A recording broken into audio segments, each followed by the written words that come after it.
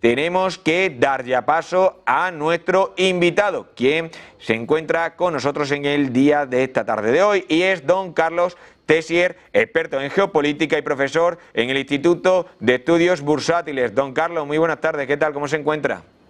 Gracias a Dios, muy bien, muchísimas gracias y encantado de estar con ustedes. Lo primero que me gustaría preguntarle, don Carlos, es sobre la noticia que conocíamos de Israel.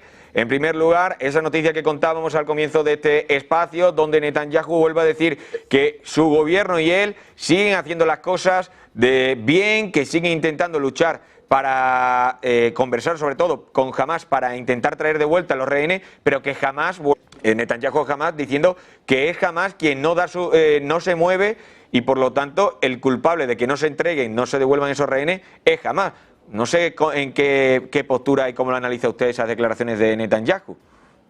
Bueno, yo lo que creo es que esta es apenas una pinza, en mi opinión, pequeña, si consideramos el conflicto en la escala en la que se está presentando. Es decir, están hablando sobre los rehenes, están hablando sobre cuáles son las condiciones para regresarlos. Y todo esto es importante, no digo que no lo sea, pero comparado con lo que debería de estarse discutiendo en este momento, es apenas una parte muy pequeñita. Miren, Netanyahu no va a retroceder en la idea de aprovechar el momentum, aprovechar la inercia que han generado para poder consolidar su plan de la configuración de Israel como debe de quedar al final. Esto, pues le digo, lo de Hamás y el hecho de que Israel está culpando a Hamás que las negociaciones no avanzan por culpa de ellos, que pudiera bien ser cierto. Al final del día, pues es muy difícil saber qué es lo que platican entre ellos, porque lo que nos dan a conocer es apenas una parte. Pero independientemente, creo que eso no es que menosprecie lo de los rehenes, lo que pasa es que está en juego algo muchísimo mayor, que es cómo va a quedar conformada la división geográfica y la división política de toda esa región.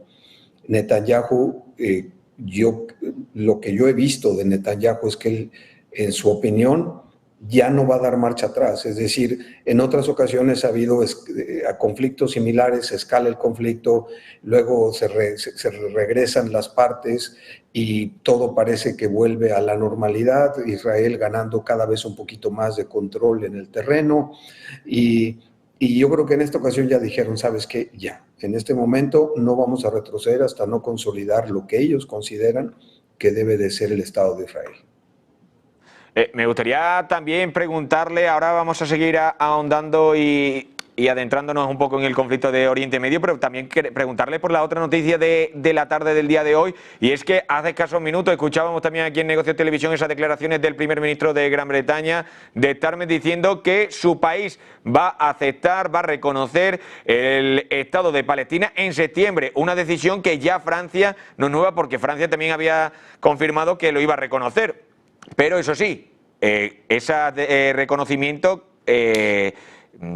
diferencia mucho con las declaraciones que ha hecho en el día de hoy Merz, el canciller alemán, diciendo que de momento Alemania no va a reconocer el Estado palestino. Por lo tanto, me gustaría preguntarle por esa decisión que ha tomado Reino Unido y sobre todo por esa discrepancia también que hay entre los tres países que están llevando la voz cantante de los países europeos. Reino Unido y Francia tienen un acuerdo en la idea de reconocer el Estado palestino, pero Alemania de momento es un poco más reacia a dar ese paso.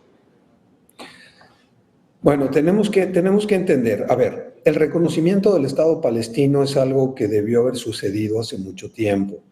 De acuerdo al derecho internacional, para que un Estado sea reconocido como tal, tiene que tener 3 características más una cuarta. Las características que debe de tener es que tiene que tener una población, tiene que tener un territorio, tiene que tener una forma de gobierno, y la cuarta es que tiene que tener el reconocimiento de la comunidad internacional. Y por ese pedazo que le faltaba, esa última sección que le faltaba a Palestina, o que le falta a Palestina, es que Palestina no ha sido reconocido como un Estado. Entonces, qué difícil es entender un conflicto en donde, por un lado, está un Estado, como es el Estado de Israel, pero por otro lado está un territorio, una población, una conformación, un grupo que pues no tiene la categoría de Estado. Entonces, ahí es cuando empezamos a ver que si la injerencia de Hamas y de otros grupos considerados terroristas, y todo esto sucede porque Palestina justamente no ha sido considerado un Estado. Entonces, lo que yo veo de Francia y de Inglaterra creo que va a generar inercia. Yo creo que poco a poco va a empezar a haber otros estados en el mundo que van a empezar a reconocer a Palestina como un Estado. Y cuando esto cumpla una mayoría, entonces eso se traduciría en que la Asamblea de la ONU podría reconocer a Palestina como un Estado, que eso creo que va a suceder independientemente de cómo va desarrollándose el conflicto. Ahora, ¿por qué lo de Alemania? En este momento, manifestar el apoyo a Palestina para considerarlo un Estado implícitamente está generando un malestar en la parte de Israel, en la parte de Netanyahu y por supuesto también en Estados Unidos, que es el socio incondicional de Israel. Entonces, en pocas palabras, creo que Alemania no quiere en este momento enfrentar ese, el riesgo de molestar todavía más a Estados Unidos cuando ahorita todavía se están viendo las cuestiones de las negociaciones de aranceles y otras cosas. Entonces, creo que viene por ahí. Sin embargo, yo sí pienso que Alemania, como muchos otros países, van a acabar reconociendo al Estado palestino. Creo que va a ser una tendencia y creo que no estamos muy lejos de ver ya el reconocimiento oficial de Palestina como un Estado. Me gustaría también preguntarle, don Carlos, ¿qué efecto podría tener esta decisión que han tomado tanto Francia en un principio, en una primera instancia, como ahora en septiembre lo va a tomar el Reino Unido? ¿Podría tener algún tipo de efecto esta decisión sobre el equilibrio que hay ahora mismo en Oriente Medio? ¿O cómo podría calar esta decisión? Bueno, lo que decíamos, yo creo que, es muy bueno, en mi opinión es bueno que lo hagan, es bueno que Inglaterra y es bueno que Francia hayan tomado esa decisión, pero por sí solos esa decisión de estos dos países no mueve mucho, es decir, obviamente sí se empieza a ver que la comunidad internacional empieza a interesarse en resolver el conflicto y para resolver el conflicto definitivamente lo que hay que hacer es, pues, darle a Palestina el reconocimiento. Ahora, hay un detalle que a mí me llamó la atención y es que cuando escuchábamos ahorita aquí con ustedes, escuchábamos al primer ministro, él decía que la otra opción sería pues que se aceptara el proyecto de los dos países, de los dos estados, y que entonces pues a lo mejor Inglaterra no continuaría con esta propuesta. Esa propuesta de los dos estados, de un territorio de dos estados, es impensable, o sea, no funciona a menos que Palestina pudiera ser considerado un estado. Es decir, si para que puedan convivir ya con reglas claras y ya bien delimitados, una de las condiciones es que Palestina tiene que ser un Estado. Entonces, no entendí muy bien a qué se refería el primer ministro. A lo mejor lo usó como medio de presión para hacer que Netanyahu en un momento dado quisiera llegar a un acuerdo antes. Pero repito, yo lo que creo es que esto va a continuar hasta que no se consolide la aceptación de Palestina como un Estado, y entonces sí, ya se hablaría de cómo va a quedar conformado el territorio y quién va a quedar en dónde y qué partes van a quedar de cualquier manera. Eso es lo que yo creo que debe de suceder en la agenda internacional. También, después de esto, muchos analistas ya comienzan a hablar sobre la posibilidad de que esta medida pueda acelerar el aislamiento internacional del gobierno de Netanyahu. No sé usted ¿cómo lo ve eso? Si cree que esta medida de Francia, Reino Unido y si que se puedan sumar otros países más adelante pueda dejar aislado al gobierno de Netanyahu, un Netanyahu aún más debilitado, un poquito más si cabe.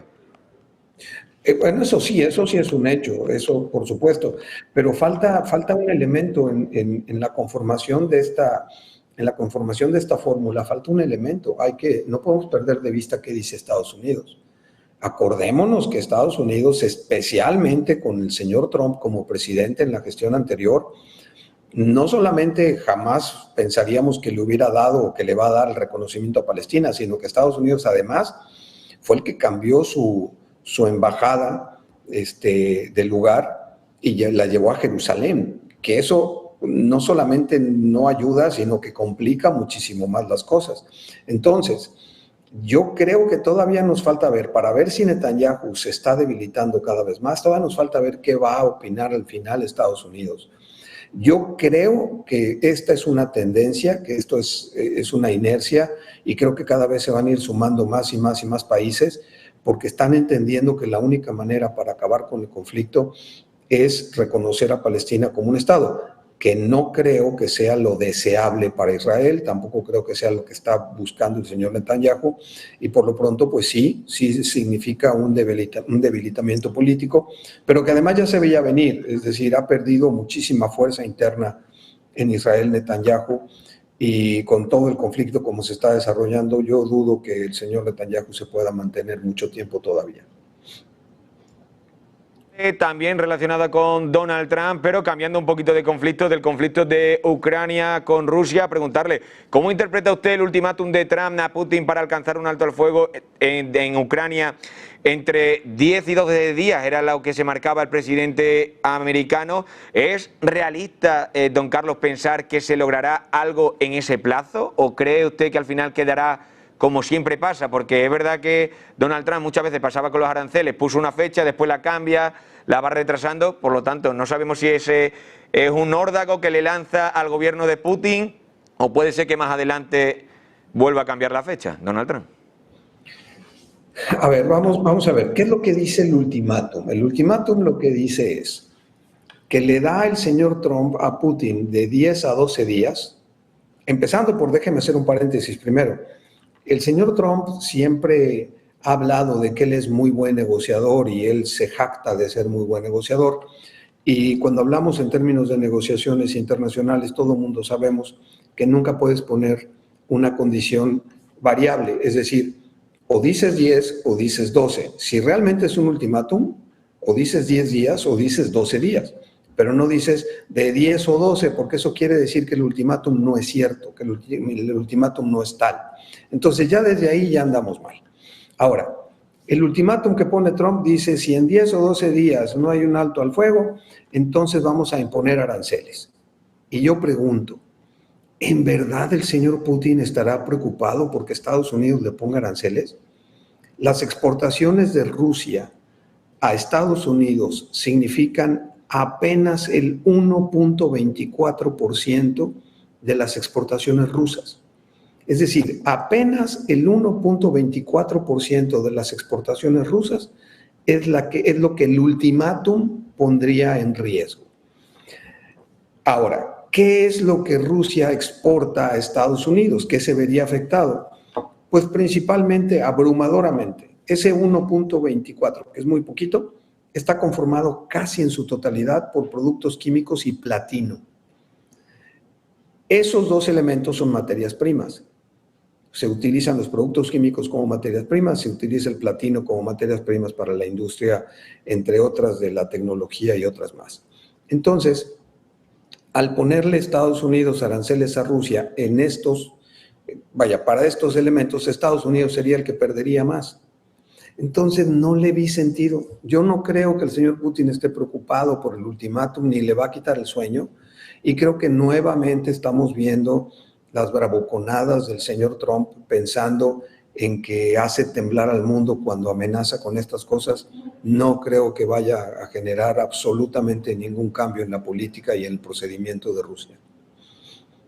Claro, me gustaría preguntarle, a raíz de lo que está usted comentando, ¿cómo cree que puede reaccionar Putin ante esa presión pública de Donald Trump? ¿Podría incluso aumentar la tensión en vez de disminuirla, que es lo que en un principio parece que busca Donald Trump? ¿Cree que puede salirle el tiro por la culata, como se dice, al intentar poner una fecha a Rusia en vez de intentar pues que se sienten a dialogar con nosotros, que se sienten a dialogar con Ucrania? Puede molestar un poco también a los altos cargos de Rusia, ya sea Putin o altos representantes del gobierno ruso.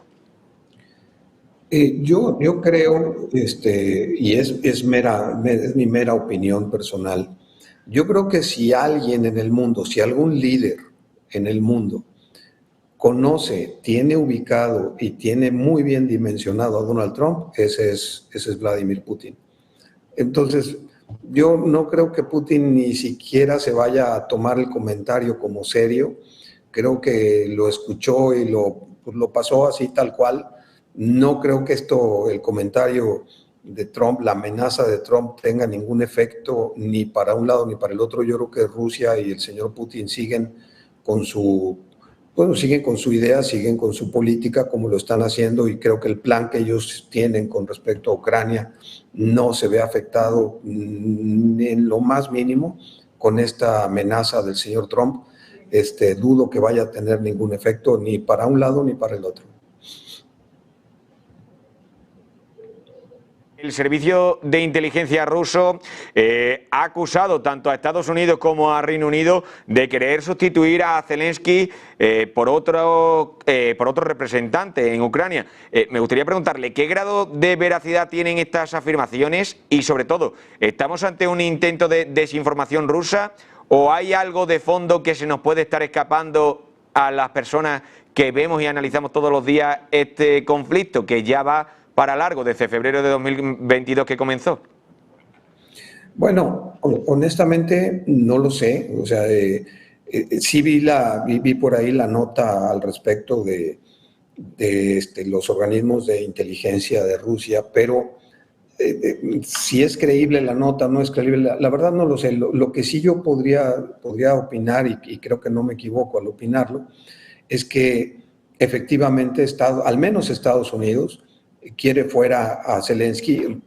Trump lo ha mencionado en más de una ocasión. Todos vimos la vapuleada que le dieron Trump y Vance a Zelensky en la Casa Blanca hace unos meses. Por supuesto que Trump quiere a Zelensky fuera, eso sí que está completamente claro. La idea que tiene Reino Unido no la conozco, no sé, no alcanzo a dimensionarlo bien, pero independientemente de la voluntad de Reino Unido o de Estados Unidos, creo que ya Zelensky está muy debilitado, especialmente debilitado para comandar a Ucrania en el conflicto. Creo que más que ayudar, Zelensky está haciendo que la resolución del conflicto se retrase más todavía. Entonces, creo que sería una buena idea que Zelensky abandonara ya el puesto y que en un momento dado, por algún mecanismo, surgiera algún liderazgo nuevo en Ucrania, que trajera otras ideas o que a lo mejor estuviera dispuesto a negociar de otra forma, porque con Zelensky ahí dudo que el conflicto se vaya a resolver en un corto plazo. Creo que las cosas van a seguir, justo como la estamos viendo, todavía van a dar para mucho rato. Me gustaría ahondar en esas declaraciones que hacía Donald Trump ayer, lanzando ese órdago al Kremlin. En las últimas horas también, don Carlos, hemos escuchado a Peskov, que ha reconocido una desaceleración en las relaciones con Estados Unidos. Por lo tanto, esto es una forma diplomática de admitir que las vías de entendimiento entre ambos países no son las mejores ahora mismo, y preguntarle también a partir de eso, ¿qué país podría intermediar? No sé si ahí en el horizonte está China, que también se hablaba en estas semanas atrás de una posible reunión, aunque no se ha confirmado, en China entre el líder, el mandatario chino, el mandatario ruso y también precisamente Donald Trump. No sé si China podría ser ese país que intente llegar a un acuerdo y que mantenga la estabilidad entre Estados Unidos y Rusia. Bueno, sí vi las declaraciones de Peskov y la verdad es que yo siento que a diferencia de cuando Donald Trump hace alguna declaración que la mayor parte de las veces estas declaraciones no son escuchadas o simplemente son desestimadas. Sí creo que hay que poner atención para cuando Rusia dice algo. De hecho, el señor Peskov pues, es el portavoz directo de Putin. Y esto sí creo que pudiera considerarse como algo delicado, el hecho de que Putin esté diciendo, bueno, vemos un debilitamiento en la relación con Estados Unidos. Creo que esto va a hacer que Estados Unidos reaccione. Yo sí creo que va a haber una reacción por parte de Estados Unidos, pero yo dudo mucho que se vaya a involucrar China, por dos razones. Primero, porque si para negociar Rusia-Estados Unidos se necesita un intermediario, China es el menos indicado. ¿Por qué? En primer lugar, porque China no va a quererse involucrar en eso. La política del señor Xi Jinping es mantenerse al margen de estas cosas, porque acordémonos que a ellos lo que más les importa es el comercio y seguir siendo los líderes mundiales en el comercio. Entonces no se van a querer enemistar con nadie, siempre buscan llevar la fiesta en paz con todas las partes. Si China se involucra, pues obviamente al final del día se le va a ver como que tomó partido por alguien y eso no le va a gustar a la otra parte. Esa es una. Pero dos, y más importante, la razón por la que no creo que China pudiera ser intermediario entre Estados Unidos y Rusia es porque China tiene mucha cercanía con Rusia. Es decir, hay una amistad real entre el señor Xi Jinping y el señor Putin. Más que una amistad real, hay un nexo, hay una asociación entre los países. Acordémonos que ambos países están dentro del BRICS y veamos todo el movimiento que trae BRICS y que ese movimiento que trae BRICS, que están creciendo muchísimo, justamente está debilitando comercialmente a Estados Unidos. Entonces, dudo que China entraría porque Estados Unidos no lo aceptaría, porque ve realmente una alianza entre Rusia y China, y pues Estados Unidos no permitiría que China mediara, porque China tendría, en la visión de Estados Unidos, China está aliada con Rusia y pues no sería un intermediario, vamos a llamarlo así, no sería un intermediario confiable. Entonces dudo que Estados Unidos lo aceptaría, aun cuando se diera, que no creo ni siquiera que se vaya a dar, por lo que decía del poco interés que tiene China de generar animadversión con ningún país en el mundo. Me gustaría también preguntarle por los acuerdos arancelarios de Estados Unidos con la Unión Europea que conocíamos este pasado domingo y preguntarle, don Carlos, porque decía Donald Trump también en los últimos días que la Unión Europea no tiene el poder para garantizar una inversión de 600.000 millones de dólares en Estados Unidos, pese al anuncio del acuerdo que anunciaba Donald Trump con Ursula von der Leyen en esa reunión, como les digo, el domingo. Por lo tanto, preguntarle, ¿está Europa con estas declaraciones en una posición de debilidad respecto a Estados Unidos, respecto a Washington? Y sobre todo, ¿qué margen tiene Europa o incluso von der Leyen para intentar maniobrar la situación? Porque lo que estamos viendo es que muchos países y muchos continentes se están rindiendo un poco ante la postura de Donald Trump y del gobierno de Donald Trump a la hora de aceptar esos aranceles, por temor a que sean mayor. Bueno, cada vez que nosotros vemos que hay ajuste de aranceles de Estados Unidos con otros países o con otras regiones del mundo, lo primero que tenemos que revisar es qué tanto impacto le puede generar, negativo le puede generar ese país. Entonces, si bien es cierto, poníamos ahorita el ejemplo de Rusia, donde aranceles que le ponga Estados Unidos a Rusia pues, le van a impactar el 1.24%, que para ellos no es nada. Con Europa pues no es así, con Europa sí sería una afectación mucho mayor. Aunque no llegaría a ser del tamaño de la probable afectación, por ejemplo, a México. Yo creo que si nos vamos a los extremos, tenemos países que tienen muy poco comercio con Estados Unidos, que poco les puede importar si Estados Unidos les pone aranceles, pero tenemos países como el caso de México y Canadá, donde estamos hablando de prácticamente el 80% de sus exportaciones, donde ahí sí es muy dramático. ¿En qué lugar se encuentra Europa? Europa está en una parte media de esto. Yo creo que lo que está buscando Europa ahorita es conseguir una tregua en esta guerra arancelaria. No es sostenible. Lo del 15% y lo de las inversiones de 600 millones, a ver, eso no es sostenible, ni siquiera lo puedes obligar. ¿Por qué? Porque la inversión, cuando hablamos de que Europa va a invertir 600 mil millones de dólares en Estados Unidos, perdón, pero no es cierto. Europa no se va a sacar el dinero de la bolsa para invertirlo en Estados Unidos. Son las empresas europeas las que en un momento dado lo estarían haciendo. Y por un lado, si el gobierno dice una cosa, todavía falta ver las empresas qué van a decir. Porque la empresa puede decir, bueno, pues tú te comprometiste, pues, tú cúmplelo, porque yo no tengo manera. O sea, ¿cómo quieres que vaya a producir a Estados Unidos con los costos y la baja productividad que tiene ese país? Entonces, es muy relativo, sí, es muy, muy relativo. Yo creo que más que nada se trata de buscar comprar tiempo, esperando a que vengan las elecciones intermedias en Estados Unidos, que podamos ver, ojalá que veamos un castigo del pueblo norteamericano hacia las políticas de Trump y entonces que Trump reaccione y tome otra actitud muy diferente con esta política comercial y arancelaria que trae vuelto de cabeza al mundo y que lo peor es que muchos países le están haciendo la segunda, es decir, muchos países están yendo a comparecer ante el señor Trump para pedirle que por favor les baje un poquito los aranceles. Esto yo lo veo como que si el mundo se pusiera de acuerdo, si realmente el mundo se pusiera de acuerdo, creo que sería al revés. El señor Trump sería el que estaría pidiéndole al mundo que no lo castigue con aranceles, porque recordemos que es cierto, todos quieren vender en Estados Unidos porque es el mercado más grande del mundo, de eso no nos cabe la menor duda, eso es un hecho. Pero también es cierto que muchas de las empresas estadounidenses viven de lo que venden fuera de Estados Unidos y eso no se ha utilizado todavía como un arma para generar una respuesta del señor Trump.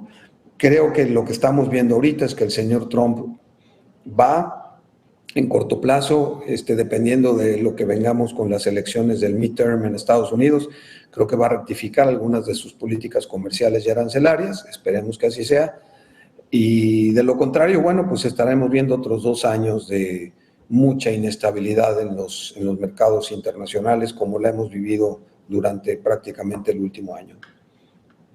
Por último, para ir ya terminando, don Carlos, preguntarle una pregunta un poquito más genérica, más abierta, y es, ¿cree que estamos viendo el final del liderazgo de Occidente tal como lo conocíamos hasta la fecha? Y sobre todo, ¿puede surgir un nuevo bloque de poder más estable o vamos hacia una etapa prolongada de inestabilidad global debido a lo que se está viviendo en los últimos años?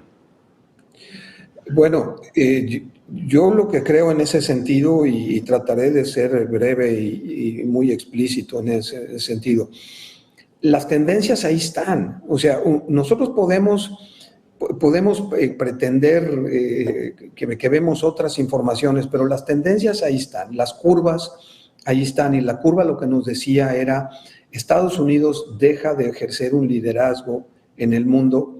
La pregunta no es si va a suceder o no, la pregunta es nada más cuándo se va a terminar de consolidar. Ahora, con la tendencia como la veíamos, es decir, imaginémonos el mundo como un sistema y el sistema está funcionando, ¿sí? Si el sistema seguía funcionando igual, Estados Unidos en este momento que estamos platicando ya no sería el líder en el mundo.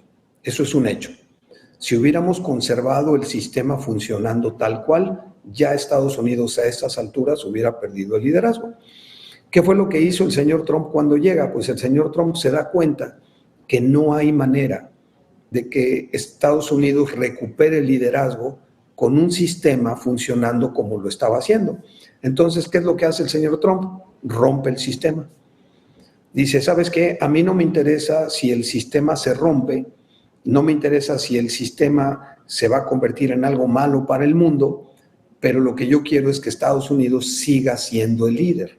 En otras palabras, el señor Trump prefirió desbaratar el sistema que teníamos para generar algo que está ahí a medias, que no sabemos muy bien cómo identificarlo, pero con el cual todavía Estados Unidos sigue ejerciendo un liderazgo.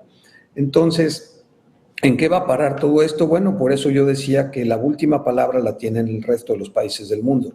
¿Hasta qué momento van a seguir jugando en la cancha del señor Trump? ¿Y en qué momento el mundo se va a decidir a que la inercia debe de continuar, el sistema debe seguir funcionando, independientemente de lo que Estados Unidos opine al respecto? Esa es la situación que yo creo que guarda el mundo en este momento. Don Carlos, pues con esa última reflexión nos quedamos. Le agradecemos como siempre su presencia, que es un placer tenerle aquí en Negocios Televisión un día más. Por lo tanto, muchas gracias y que tenga una muy buena tarde. Muchas gracias, buenas tardes. Hasta luego.